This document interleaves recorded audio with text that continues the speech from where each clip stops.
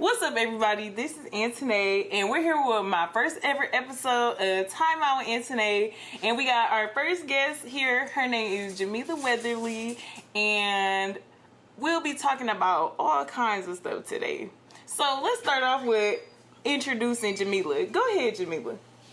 Well, I'm Jimiela Weatherly. I'm from Flint, Michigan. I just started doing R&B music about a year and a half ago.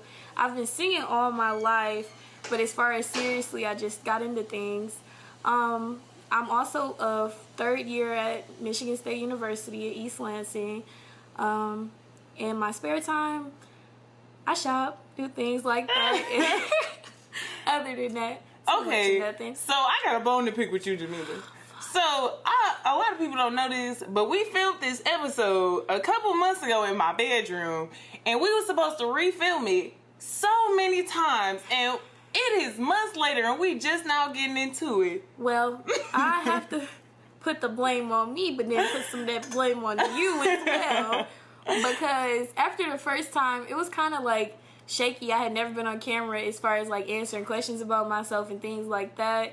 But other than that, it really was because Antoinette kept rescheduling it with me. That would be my fault. Or my hair wasn't done. It was a little bit of everything, but I'm glad we finally can get together and we can shoot this podcast. I am so excited to start, and I am so excited to have you here. So let's talk about your music career.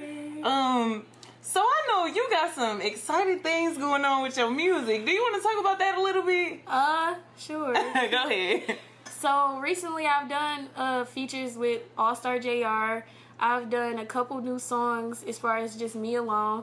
I mean, I think as far as my music is going in the right direction, but what I'm looking forward to in the future is expanding and doing a lot more, not necessarily just working with male artists, but actually getting some work done with female artists as well. Okay. So how is it like working with AllStar JR? Like, how is it like getting a feature with him? Or how did that go? To put it in shorter terms, it was easy to get the feature. I just, paid the money, got the feature. But it was more so hard when it came to like the communicating about the feature and things like that. But I'm gonna guess that's with any, higher up person than anybody just starting off, because you're really not just going through them, you're going through like their manager and things like that. And things don't always turn out the way that you want it to. But as far as the song, I'm hoping to have that done within the next month and, get everything that I need to finish that. So, yeah. Okay. So how was the process of like recording that song? Was it just like you just freestyling it, or was it like you writing for hours, or how was that? Well, I had, first I inboxed him on Instagram, and then I got the notification to inbox his manager, so then I followed up with that. And then he asked for the song immediately after I sent the payment for the feature.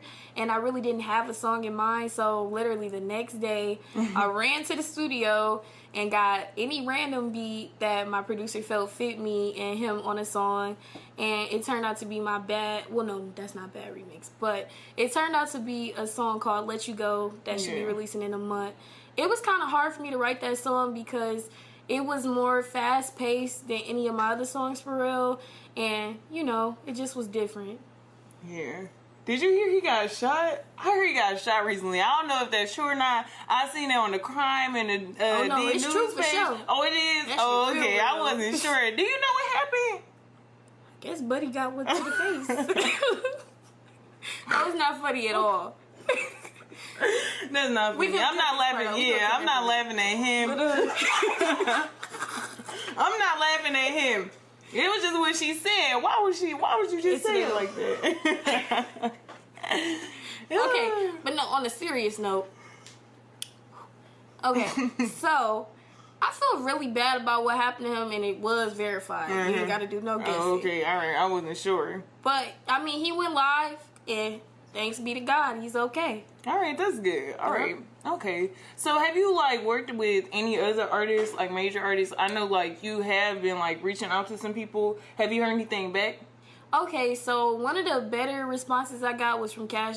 She basically like just inboxed me and let me know that my music was good and things like that. But we never really officially got to talk about working together or anything like that. But overall, that just was a good, a good spark of some, good feelings around music. I feel it.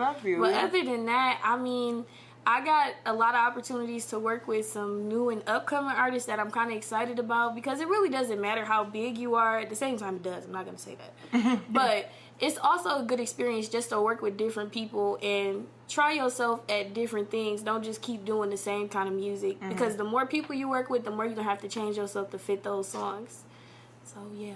So what would you say, like, is the biggest difference working with, like, a bigger artist than a smaller artist? I say it's easier to work with a smaller artist just because, like, it's no middleman or no middle people in between. You're talking directly to them about the song that you guys are doing together. And just like anything else, if it's middleman involved, the communication takes longer to get across between two people. So I kind of like working with smaller artists better, but my hope is to work with some more larger artists in the future. We're going to have to cut that. Listen, what artists are you planning on, like, or, like, hoping on working with? Now, my number one in the whole wide world is Roddy Ricch. The day that happened, we gonna be there for sure. But other than that, I say, like, some of my favorite artists that I've loved since, like, I got to know them as artists would be probably Daniel Caesar. I love her. I love Summer Walker. I love Janae Aiko. Yeah, so, you know, that's me. So R&B, that's your thing. Yeah, I see you got Roddy Ricch on there, though. He not all the way R&B, but he got a little I don't care if that man was country. Yeah. I don't care if he did country. You said you ride it either way. I'm stamping him. So what are your, like, plans to, like, work with these artists for real? Like, what steps do you see yourself taking, like, in the next couple years? So I said that if my music doesn't take off in about a year, I do, like, even if it did, I still want to ghostwrite for people, and that's also another way a lot of people don't see themselves going. But if you're an artist and your music isn't taking off, it's possibly not even because the songs are bad. It could be you as an artist specifically, because the way the world works and the way the music industry works, everything is pretty much based off social media now. So Definitely. Say you're not an influencer, or, like, people don't mess with you on social media, that could be the main problem. So in a year or so, if my music doesn't take off, I would rather write for other people and at least get them a chance to make their dreams come true, because maybe writing isn't one of their stronger assets. Okay. So how long have you been, like, dealing with music, writing for people, or writing in general? How long have you been singing? Like, how long have you been invested in music? So I've been singing my whole life. Okay. Growing up in Flint, I've been going to church my whole life too. I've been singing in the choir. My mom sings, my brother sings, my whole side of my mom's whole side sings.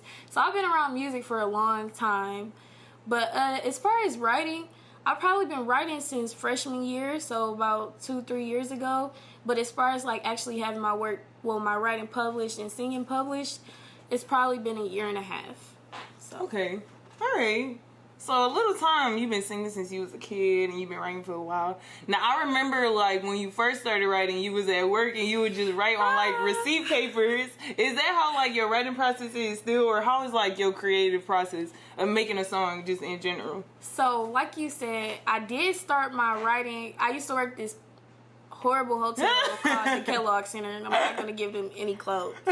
So, I used to work there, and I used to really hate it there. Like, I could never see. I bet I could never see myself going back to the Kellogg Center in East Lansing ever again. Lots of free clothes from there. That's all I gotta say. Lots of free school gear. You was a funny motherfucker. But no, so basically, I would take the receipt paper, even though my boss did not like this. She was a hater as, we're not gonna call her BI, but you know. She would come in there, and every time I would have my receipt paper, I was just jotting down a couple song notes, you know, as it came to my head. Because honestly, if anybody who knows me, I don't freestyle rap, but if you put a R&B beat on, I can make it happen. So I used to be in there just writing, finding melodies in my head and things like that. And that really kind of inspired me, because when I sat down with, like, my first producer that I ever came in contact with on MSU campus, he told me, like, that the songs were actually good and that he really wanted to work with me. So, yeah, that's how I started. Okay. But now, I type them songs in my notes. So that's how you go about your songs? Like, all of them, you just, like, type them in your notes and then you find a beat? Or do you, like, already have the beat and you just kind of, like, put the words on it? That's a good question, because It depends. Sometimes I actually like have melodies come in my head and I just get to humming and I'm like, okay, this is good. I want to use this. And I go to my producer and I sit there and I just hum it to him and I keep humming it till he gets a beat down or like the basis of a beat.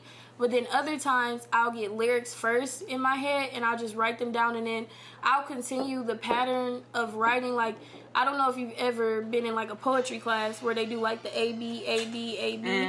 I'll try to follow that same, you know, line to keep my song in order before I have a beat. So then after I sing him the song like how it is in my head based off the lyrics, he can make a beat off that too. But other times it's just a beat already there and I'm like, oh yeah, I like that.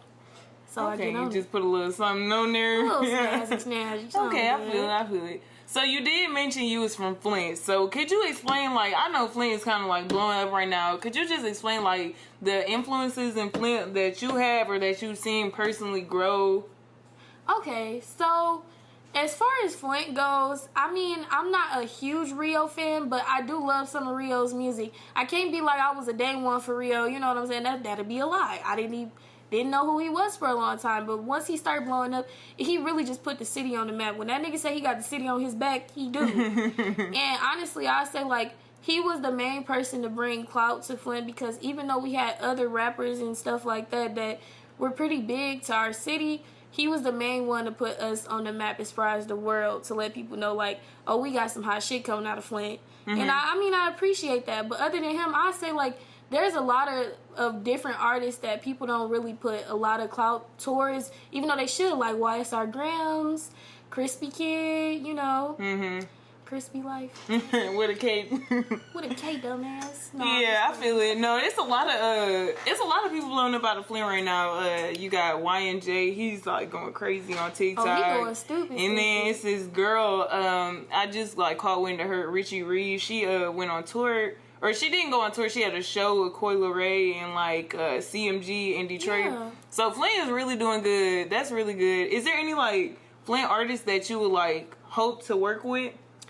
Okay, well, I mean, as far as artists go, I would probably say not really. Like, not to say it like that, but it's the way my flow is and how my music is. I know nobody would really mesh well with me. Okay, I understand. But as far as like R&B artists in Flint, there are a couple. I would definitely do a song with my brother who just released the EP too. And I feel like we would have a good sound just because everybody said we sound alike. He sounds like the male version of me. I sound like the female version of him. And then there's also, who else is it? Oh, a girl named Angela Alexander. She's pretty cold, I ain't gonna lie. She's bad with it. Yeah, I have heard your brother sing. He has a beautiful voice. I'm not gonna lie, it's great. So I can see that working. I can see that. Okay. And you said, what was the other name? Angela Alexander. Okay. Is that another singer from Flint? Yes. She gives me like NDIRE vibes if she was in today's work, you know, putting out them hits today. Oh, that's the NDIRE. That's I am not my hair. I am not the skin. Okay. I like NDIRE. Why you had to break out with that one, though? Yeah, that's the only song I can think of when you say NDIRE. Yeah. You remember we got her confused? With Erykah Badu? Yeah. Badu. Jimiela was like, my dad got concert tickets for NDRE. I'm like, tell him he can bring a date. I could go with Coco. That's what we call her dad. They swear my daddy fine. Whole time he had concert tickets for Erykah Badu. And he had a date already, so that's pretty, you know. So it just canceled me right out the picture. That's canceled me too, shit. Right, we both got canceled. Real quick. So I want to talk about like working with your producer. I know now you have like a pretty like set producer. Has it always been that way? Like, how do you go about finding a producer, and what do you look for in a producer? Well, my first producer, Peyton, you know, it was pretty smooth. Like, I got my feet wet. I realized like what I was gonna be doing, you know, and stuff like that. But the only thing that wasn't good was, you know how when you're actually making music, people actually need to take time and think about this. If a song you hear on the radio is clearer and the vocals are clearer than the song that you have of you, it's never going to work. You have to go to somebody that makes your sound pure and it's not, it's not a amateur sound, none of that. You have to sound professional if you want to sell yourself as a professional. I feel it. So as far as him, I wish him nothing but the best, but I was the first R&B artist that he ever worked with. Like, having a rapper come in and say lyrics is completely different than having somebody come in and sing, because in singing, there is so much sound around your voice. It has to be cleared out, and even when you make mistakes, it's not just one little switch on a computer that can change it. Either you have to re-record it, or they got to go in and actually do the work to make it sound good. Yeah. So, yeah, I mean, all love to P. Will, because he actually gave me that push that I needed to start doing music, because I was terrified. I was scared. But after P. Will, I worked with Shaq, that's in Lansing. He's piano, got keys. I do love it there, because he gives me, like, a more professional sound, and, like, the beats that I'm actually getting are better. They just are. They're more... They sound more like mainstream music. They sound more like something that people will want to buy. Even if you didn't take off as an artist, another artist will want to purchase that song off for you, if that makes sense. But yeah, I kind of like the producer I'm at now. Yeah. Okay, so it's kind of took you a little dabbling to find the producer that works for you. I'd have met a lot more people. So. How is it working with like, what would you say like the main difference is working with like P. Will, who you said didn't even like deal with R&B artists, and then working with, what'd you say, piano guy? Piano guy, yeah. How was it working with? Oh, Shaq. That's what I know him as. The piano kind of threw me off, but how was it like the difference? Did you feel like more like comfortable working with him, or was it like weird, or how was it? I feel like I'm more comfortable working with Shaq, because I have kind of like I feel like I got a lot more room to move at that studio. As far as like what he has already done for artists and what he's doing right now, I feel like I learned a lot more. Like, the space is great. When I go in, I'm getting straight to work and things like that. And if there's something that I don't know, he knows the answer to it. So I feel confident when I do music there. It's not like I just have somebody like, oh, so you just do what you want, and I'm just going to do this, and we're going to see how this sound. No, it's you going to do this, and this, and it's going to sound good, because I'm going to fix it, yeah. You feel like he guides you more, like he has more experience? Yeah. Oh, I feel it. Because if y'all heard the first take of my first song versus the take that I took when I redid my EP here, you know. Yeah, I did hear the difference, and I will say the mixing and mastering... was actually mixing. It sounded more professional. Yeah. It sounded a lot more like mainstream. So how is it like? I will say like we know that like P. Will had a major accusation against him last summer. How is it like? Was it like awkward working with him after that, or was it like kind of like? Well, let me just tell you, I looks out for the ladies. You're not about to be sitting there, and I mean it's all love to him. But when you do some shit wrong, you know you did that shit wrong. And ain't nobody about to sit around and act like you ain't do that shit. And I ain't no dummy. If you did it to one bitch, you'll do it to... female, sorry. If you do it to one female, you'll do it to... We do not call women females, because dogs are females, cats are females. No, I'm just playing. But if you'll do it to one woman, you'll do it to the next. And like the accusation against him is not as if I read the accusation and I just, took off and ran with it. I had to get my own sense of understanding about it too. So I went and asked him about it, and he never denied it on social media. So when he told me the truth, I'm like, I look at you differently, but at the end of the day, my music is my music. And if we was doing business, your personal business has nothing to do with me. But at the end of the day, I got to tell you that I feel like you wrong. You know what I'm saying?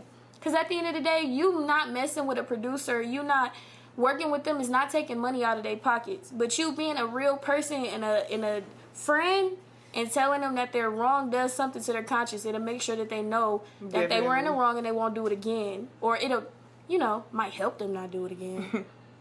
So did that situation like kind of make you like more cautious when you were looking for a new producer, or was it like you just was kind of like, all right, that's just enough? Yeah, because they used to make my friends used to make little jokes that he wanted to have me alone and weird shit like that. I didn't make those jokes. Messy on this motherfucker. But no, other than that, like my new producer Shaq, I met him through my older brother, so we already know my older brother not going for that shit. Ain't no weird shit this way. I go in the studio, I handle my business, and I get done. What Coily Ray say? I ain't do no favors for this studio time. Not at all. But go ahead. I don't know. Coyle Ray said that. I mean, yeah, on Time Boy. I didn't do this for the studio. Oh yeah, you're right. Okay. Let me and I like mom. Okay, I told you. You had to sing it a little bit for me, Listen, but you was alright. Okay, let's change up the energy in the room a little bit. So, like, is grass. I'm the lawnmower. Okay. Okay. All right. So listen. So let's talk about you a little bit more. So who are you like outside of music? We didn't talk about your music career a lot. So just tell us like what is Jimiela like? What are your hobbies outside of music? What do you like to do? Like who are you outside of music? Well, I say like I'm a funny human. Well, I say I'm a funny human being. I like to have fun. Mm-hmm. I don't like to be in situations where like I feel uncomfortable and things like that.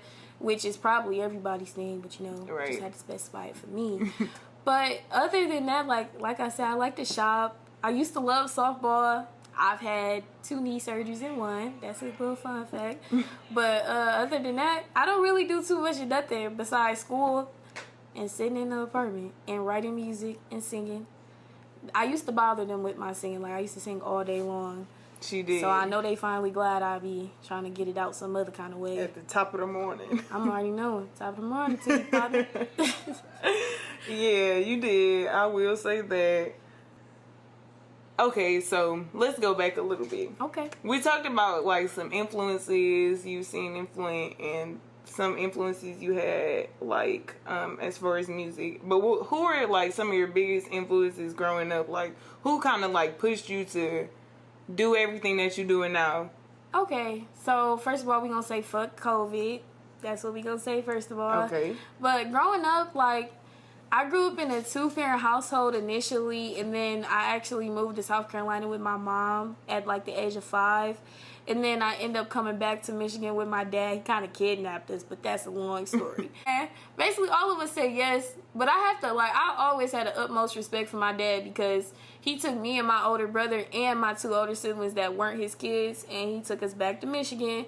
And on our way to Michigan, like, halfway from South Carolina, which is, like, it's a long-ass drive, let's just say that. We met up with this lady that was my dad's friend. Mm-hmm. And I didn't know who she was. I'm thinking it's my daddy girlfriend, one of his little, little yes. Right, his little side But thing, come to find out, this lady meant the most to me ever in the whole wide world. I met my godmom that day, and I actually ended up moving in with her and living with her for a total of more time than I lived with my parents. So I lived with my godmom from the age of 8 all the way to the age of 17, 18 when I moved out for college. And I feel like she was like the biggest role or impact on my life because she showed me love because she wanted to, not because she had to. And she loved me unconditionally. And yeah, I didn't want to talk about this. I didn't think you was going to talk about it. Oh. No, you good. Go ahead. Why'd you do this? What the fuck? We said no questions. But I'm trying not to cry. But that's like, yeah, that was my mom, and she passed away this year. So, yeah. In shorter terms, like, she was one of the most giving people that I knew. She always worked for nonprofits and things like that, and she cared about other people more than she cared about herself. So I think that's the main reason, like, I have to say that's the main person that added to my character, because seeing a person without it really make you want to do more for other people than you do for yourself. No, I appreciate you saying that. That's real, like, to have somebody who, like you said, didn't have to, like, take care of you, didn't have to love you, and still chose to. That speaks a lot to her, and the fact that she was around, like, your whole life, it speaks a lot to your character, and I'm sure, like, she rubbed on you tremendously. So I appreciate you sharing that. Yeah, y'all better edit this out when I'm ugly crying. I swear to God. No, it's okay. It's fine. I'm gonna be pissed off at today. I'm not playing with you. So I know, like, she, we lost her, like, due to, like, COVID. Has, like, COVID like, took any other, like, toll on your life? Like, as far as music or, like, maybe, like, your mental health or maybe, like, just anything in general? All that other little shit COVID did to me. COVID, I mean, you could have gave me that shit. But losing somebody, I feel like, is one of the biggest things that make you change as a person, because you got to realize, like, you can't see that person every day. That used to be the person I would call anytime I had a problem. I can't do that anymore. And that'd be the only person that really, like, other than my dad, I feel like no matter what I did would still care about me. So it's been different, but I've been trying to move differently. Like, everybody wondering, like, am I staying in school and things like that. I'm staying in school, but I had to take this semester off to really get my mind right, because I knew I wasn't ready to go back to school and things like that. And this was her alma mater, so she graduated from here with a master's degree. I want to do the same thing, but it's just not the time. You got to move at your own pace. Right, when everybody else is getting done with stuff, that don't mean you're supposed to be getting done. The Lord has different plans for all of us, and I just hope that people take that and run with it. Do your own thing. You will make it. You'll be successful at the rate that you want to be successful. And whatever success is to you, that's your definition of it. So don't try to be just as successful as the next person, because that's probably not your goal. I mean, probably not your path. God don't have that path set for you. No, I feel that for sure. So, like, how do you, like, deal with, like, just, like, how do you balance, like, your everyday life and, like, this tremendous stress I'm sure comes with, like, all this that's been added on to your life, or this anxiety or whatever it is? Like, how do you deal with all that? I mean, I'm not gonna cap. One thing that I do that I shouldn't be doing, I do have me a glass of wine. And they be looking at me a little funny, like, it's okay, I'll drink that glass with you sometimes. I'm knowing, but it's almost like you have to do what works for you. I'm not saying become an alcoholic, but it's okay to have those points in life where you're down and you doing stuff you know you ain't got no business to do. I mean, do it to cope with things that happen in life, because you didn't ask those things to come your way. But at the end of the day, like, even though I have my glass of wine, I still pray. I still do everything as if a person who was living right was gonna do it. I mean, the Lord forgives. He know what you got on your heart. He know what's going on in life. So I have my glass of wine. I pray. I write music. I do anything that make me feel better. Because at the end of the day, nobody else is going to make you feel better more than yourself. So, right. And it's not like, it's no rules to this shit. Like, it's no, like, rules to life or how to deal with the problems that life throw you. So whatever you got to do to get it done, that's what you got to do. And I feel that, and I understand it 100%. So I just want to ask you, like, so we talked about your music career. I want to talk about, like, you in school a little bit. Like, can you tell me a little bit about your major? I know you're saying you're taking a little time off, which is great. I love that you're doing that for your brain. Because you know I'd have been in that. Okay, I'm happy you're doing that for yourself, because I know you're going to come back stronger than you started. Oh, yeah, I'm about to knock this shit out. Okay, so tell me about, like, school. Like, what's your major, and what do you want to do with that, and where do you see yourself going with that? Just tell me a little bit. Fan that out a little bit. Well, my major is hospitality and business. Okay. I plan on continuing with that degree, even though that's not really what I want to do. Wait. So tell me, what is hospitality and business? Okay. Because I don't know. A hotel manager. No, I'm just playing. Okay. It's either a hotel manager, or you could be a manager of a 5-star restaurant, 3-star restaurant. It doesn't really matter. Whatever has to do with hospitality. And that could fall under lodging and things like that. So, say you got a hospitality business degree, you can move to Hawaii and be the manager over really? Yeah, a resort. So, it's not just small jobs. It could be anything you really want. So, that's the main reason I chose that field, because I felt like I always see myself in a suit, but at the same time, I want to have a little movement to the point where I could see Las Vegas. I could live in California. I could live anywhere I wanted to. And if I wanted to stay in Michigan, I could do that too. But as far as actually using this degree that I'm about to get, I plan on going to school to become a lawyer. So you can go to law school with any degree. So that's my plan as of right now. Okay. You said they pay for your lodging, and that just made more sense to me, because you said hotel manager. I thought of Mr. Mosby at first, and that just confused me a little bit. As far as, like, the managers, I mean, you gonna have to pay for somewhere to live, but the lodging for they don't pay for it? Shit, they might. Oh. You know, you up there with Marion. You know? Okay. Shit, we got a little Hamptons. I don't know about Motel 6. Yeah, they not paying for shit. Yeah, Red Roof Inn ain't doing it for you. I feel it. So tell me, like, what would that be like, you as a manager as a hotel, or at a 5-star restaurant or whatever? Like, where do you see yourself living, or, like, how do you, like, plan on doing that? Well, I always say... Okay, so how do you, like, plan on, like, tying that in with, like, your music career? Well, I don't really think I want to interlock the two. Like, I primarily went to college just because, like, I knew it was what I was supposed to do. I've been going to school all these years. I'm like, let me get a degree under my belt real quick. Right. So, yeah. But as far as music, I feel like if my music the slightest bit takes off, then I'll probably, you know, stick with that a lot more and probably do school part-time or something like that. Okay. Do you think, like, being in school and what you're learning in school is helping you, like, as far as your music career, or like vice versa? Do you think like what you learning in your music career and dealing with all these different people is helping you in school? I mean, I feel like meeting everybody, like, I don't think my major has anything to do with like the music industry for real, but like I could say like 2 years ago, like I had a great idea as far as a hotel and a way to incorporate music into the hotel. I'm not gonna share my business plan because you know, somebody might steal it. Exactly. But I could say like it helped there just because in hospitality and business you learn management skills as well. So it's just it's a good life skill to have in general. Okay, I feel it. So let's get more into your music life. So who are like, I know you worked with like some of the bigger artists in like Detroit and things like that. So who are like some of the smaller artists you work with? Because I know you mentioned something about that. Well, my last project was a song with the artist named Scoob.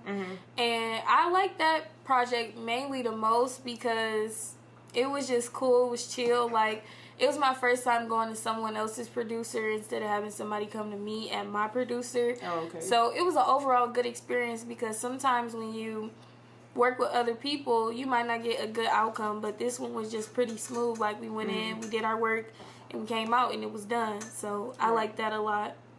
So who are, was that the only like smaller artists you've been working with, or are you just kind of like sticking to like what you know? I just been kind of like sticking to what I know for the most part. Like, I got a few projects in the air that'll probably get done within the next month. Okay. So it's some good things to look forward to. Okay. Are you looking forward to like doing projects with more people and venturing off to like different styles, or are you kind of like sticking to like what you R&B? I'm kind of sticking to R&B because like I don't feel like R&B get the praise it deserves. Right. Okay. I feel it. You got to get that voice out there. Exactly. Alright, so that's all we got this time. I got more content coming soon. Be sure to lock in on social media. Our Instagram is Time Out with Ant. And subscribe to us on YouTube and like this video and comment on it a little bit. Our YouTube is Time Out with Antoinette. And also be sure to lock in with those to look for more updates on upcoming episodes and things like that. And also be sure to check out Jimiela's social media as well. You could go ahead and tell them about that. So my okay. My bad. I didn't mean to put you on the spot like that. Yeah. You know I got to think about that Instagram name. So my Instagram name is Jimiela_me. It'll be up on the screen. And my Facebook is Jimiela Weatherly. But as far as my music, you can check me out on YouTube, Apple Music, Spotify, TikTok, all that good stuff at Jimiela Weatherly. And it's going to be on the screen. So, yeah, tap in. Okay.